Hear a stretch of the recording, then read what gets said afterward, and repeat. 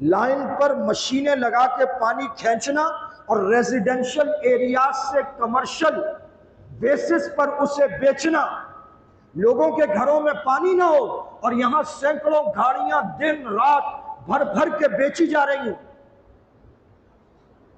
ये हराम नहीं है? इससे बड़ा हराम और क्या होगा?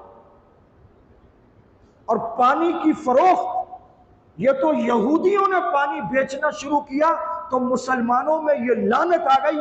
कल तक किसी होटल पर पानी के कोई पैसे नहीं थे।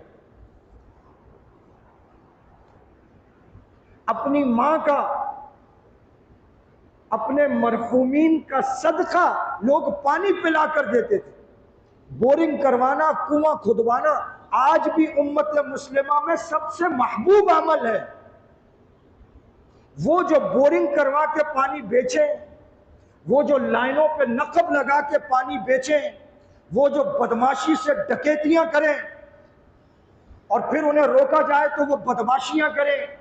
आप सल्लल्लाहु अलैहि वसल्लम ने फरमाया एक वक्त आएगा इंसान को इससे कोई गरज नहीं रहेगी वो हलाल खा रहा या हराम खा रहा, और जब रगों में हराम उतरेगा खुदा की कसम घर की इज्जतें इस्मतें नीलाम होंगी। वही बच्चे सर चढ़ के बोलेंगे आज जिन्हें तुम हराम खिला रहे हो कल तुम्हें इतना जलील करेंगे, तुम तिल तिल रोगे लेकिन तुम्हें निजात नहीं मिलेगी। लोगों के मुंह से पानी छीनकर, लोगों के हिस्से का पानी चोरी करके अपनी औलाद पर वो पैसा खर्च करोगे, यहां भी जलील वहां भी जलील, दोनों जहानों में जलील। एक तवातुर और तसलसल है। आप सल्लल्लाहु अलैहि वसल्लम ने फरमाया कुर्ब क़यामत में फितने ऐसे आएंगे जैसे कोई मोतियों का हार टूट जाए, और जब वो टूटे तो फिर यके बाद दीगरे इस तवातुर और तसलसल और तेजी से मोती गिरते हैं कि उनको संभालना मुमकिन नहीं रहता। ये वही दौर है जिसमें मैं और आप हैं।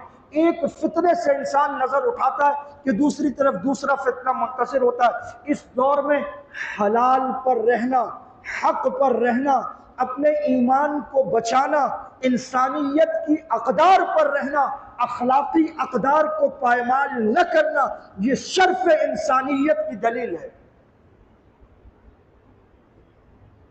आप सल्लल्लाहु अलैहि वसल्लम ने फरमाया अगर बुराई होती हुई देखो तो उसे अपने हाथ से रोको, अगर हाथ से ना रोक सको तो जबान से रोको, अगर जबान से भी ना रोक सको तो कम से कम उसे दिल में बुरा समझो।